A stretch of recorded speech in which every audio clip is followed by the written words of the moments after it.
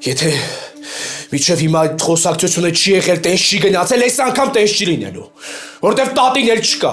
Եթե այն ժամանակ հաշվի առնու, որ տատին կա, էլ տատին չկա, էլ ինձ ոչ մի բան չի խանգարում։ Իսկ ինքը հեր կոչվելու իրավունք չունի ու պետքա պատասխան տա։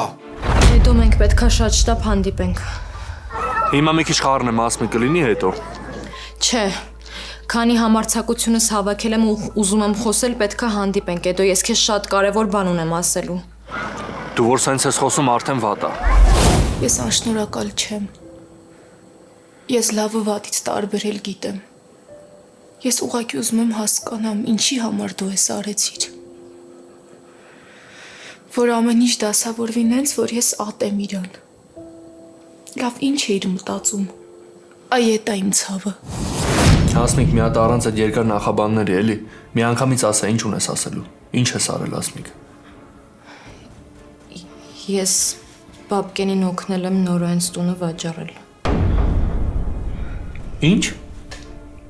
Հələ մի հատ է կրկնի, Ասմիկ։ Ինչ ես արել։